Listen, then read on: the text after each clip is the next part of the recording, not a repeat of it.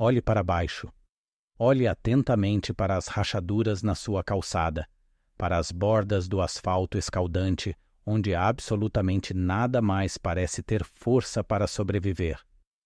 Você está vendo aquela planta rasteira, de folhas carnudas, quase suculentas, e caules de um tom avermelhado profundo? É muito provável que você tenha pisado nela hoje de manhã ao sair de casa. Provavelmente você a amaldiçoou, vendo-a como uma praga persistente que estraga a estética do seu jardim. Talvez você tenha até gasto dinheiro comprando venenos químicos potentes para fazê-la desaparecer de vez. Mas, e se eu te dissesse que essa erva que você tanto tenta exterminar contém mais ácidos graxos ômega 3 do que qualquer outro vegetal de folha verde na face da terra? E se eu te revelasse que uma única porção dessa planta carrega um soco nutricional que rivaliza com os suplementos de óleo de peixe caríssimos que a indústria farmacêutica te vende por centenas de reais o frasco? Isso que você vê não é apenas uma praga de jardim. Isso é uma anomalia biológica. É uma máquina de sobrevivência que prospera na seca, ri das ondas de calor mais intensas e cresce em um solo que está praticamente morto. No entanto, a sociedade moderna condicionou você a enxergá-la como lixo. Eles te ensinaram a envenená-la, a arrancá-la pela raiz e a substituí-la por uma grama fraca e dependente de genética e fertilizantes. E sabe por quê? Porque ninguém pode patentear um remédio que cresce de graça em um estacionamento abandonado. Pare de pisar na sua própria sobrevivência. Bem-vindo à natureza reivindicada. Para entender o verdadeiro poder desta planta, a beldroega, precisamos parar de olhar para os nossos gramados modernos e começar a olhar para o mundo antigo. Se voltarmos o relógio em 2000 anos, a portulaca oleracea não era vista como uma inimiga. Ela era tratada como realeza. Abra os arquivos da Roma Antiga. Plínio, o Velho, o grande naturalista e filósofo do Império Romano, não dizia aos agricultores para borrifarem produtos químicos nela. Ele a documentou como uma erva medicinal crítica e indispensável. Em seus escritos enciclopédicos, ele recomendava usar a planta como um amuleto para afastar o mal, o que era uma metáfora poderosa para sua habilidade potente de afastar infecções e inflamações graves. Para os romanos, isso era um grampo de vitalidade, uma planta que curava o corpo de dentro para fora. Agora, viaje para o leste, para os antigos textos médicos da China, e você a encontrará listada sob um nome que soa como uma lenda: o vegetal da vida longa.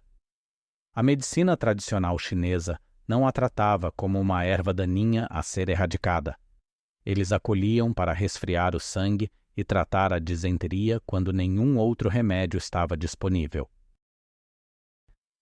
Das margens férteis do Nilo às planícies áridas da Pérsia, nossos ancestrais carregavam sementes desta planta em suas bolsas, não porque ela fosse bonita, mas porque era uma garantia real contra a fome.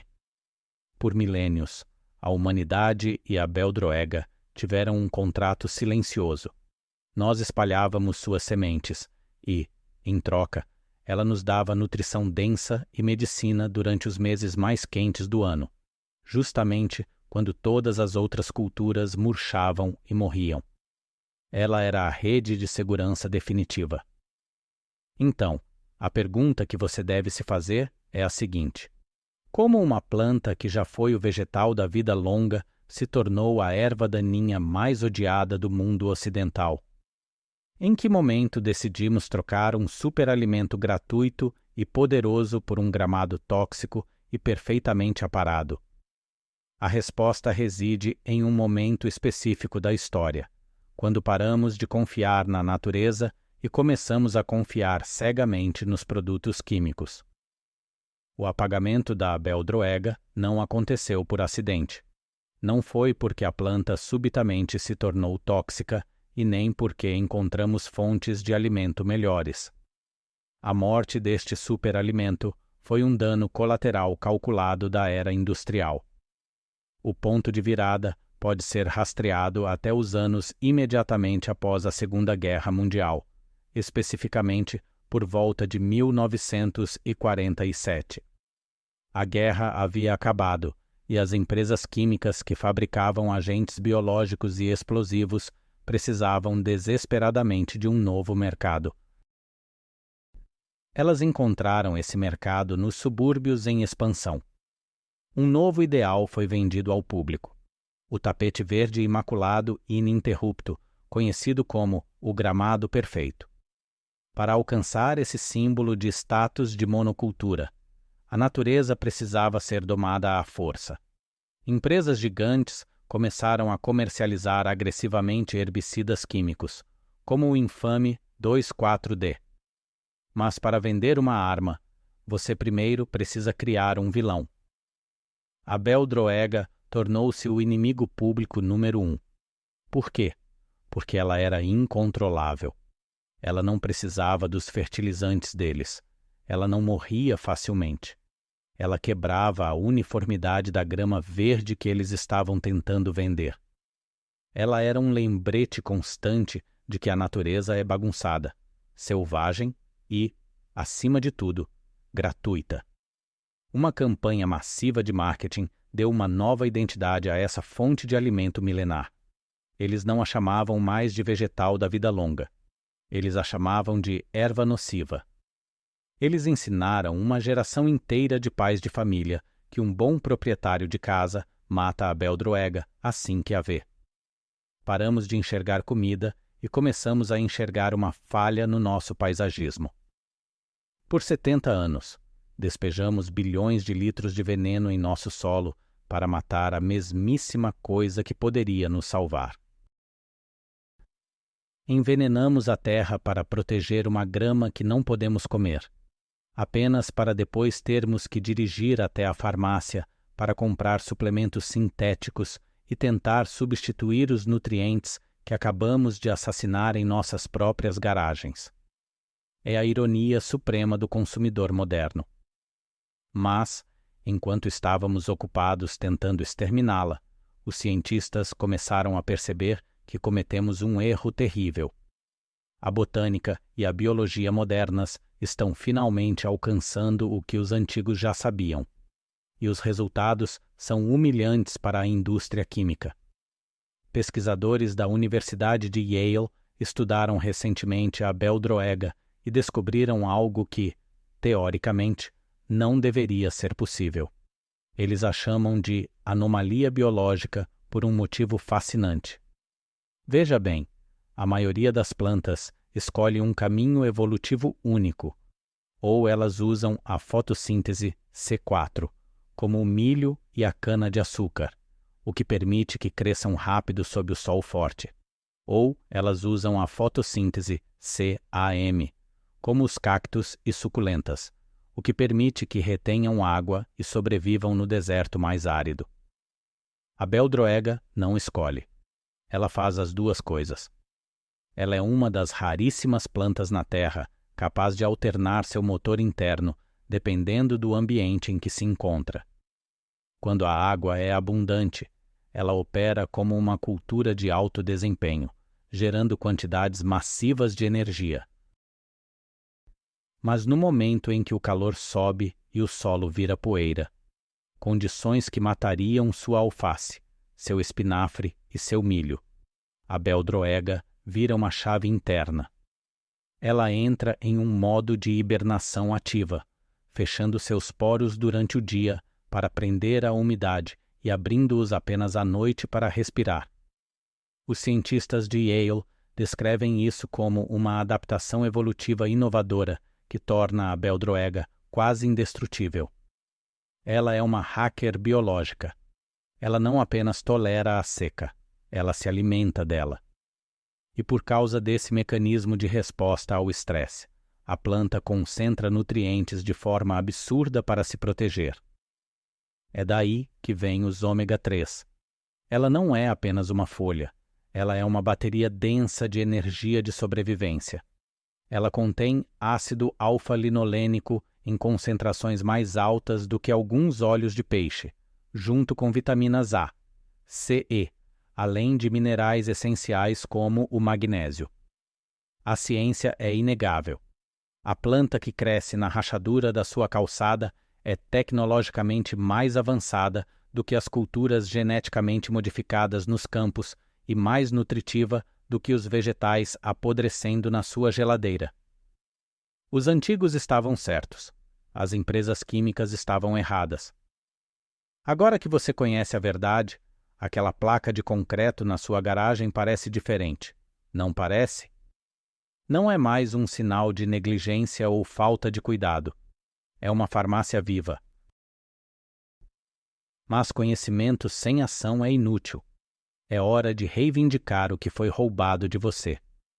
Antes de colher, você deve ser um estrategista, não apenas um curioso. A natureza exige atenção redobrada. Existe uma impostora que você deve observar com muito cuidado.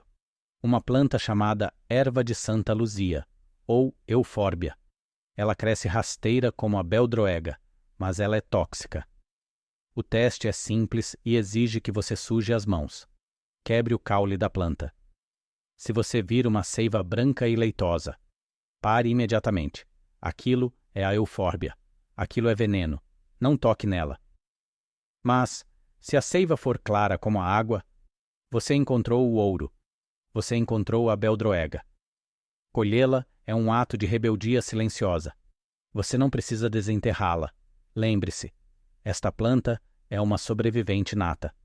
Corte apenas as pontas tenras dos caules e ela voltará a crescer, dobrando sua produção para você em questão de semanas. Ela é um recurso renovável que exige 0 litros de água da sua mangueira.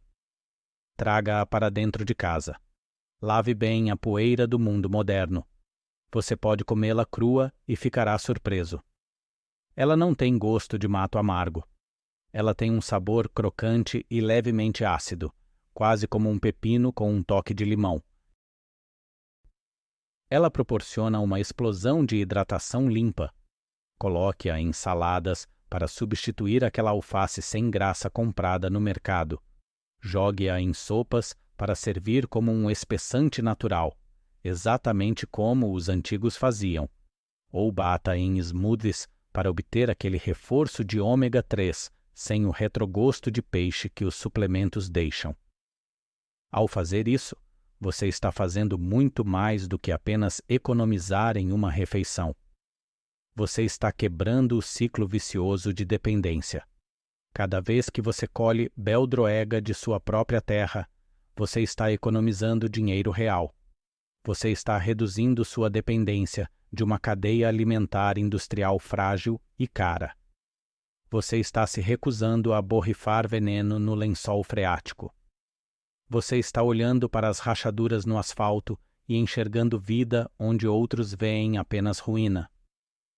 O sistema quer que você veja uma erva daninha. Eles querem que você veja um problema que só pode ser resolvido com um cartão de crédito e um spray químico. Mas agora você sabe a verdade. Você vê uma sobrevivente. E se você a consome, você se torna um sobrevivente também. Pare de matar o seu remédio. Comece a comer suas ervas selvagens. Este é o arquiteto da natureza reivindicada, encerrando a transmissão. A revolução começa no chão que você pisa. Aprenda a ler a terra, e você nunca mais passará fome, nem será refém de frascos de plástico. A beldroega está esperando por você, bem ali, na calçada. O que você vai fazer agora? Pegar o veneno ou pegar a faca de colheita? A escolha, como sempre, é sua. Mas lembre-se, o que o mundo chama de lixo, a natureza chama de tesouro. Valorize o que é livre. Proteja o que é selvagem. E cure-se com o que o sol e a chuva te dão de graça todos os dias. Até a próxima descoberta.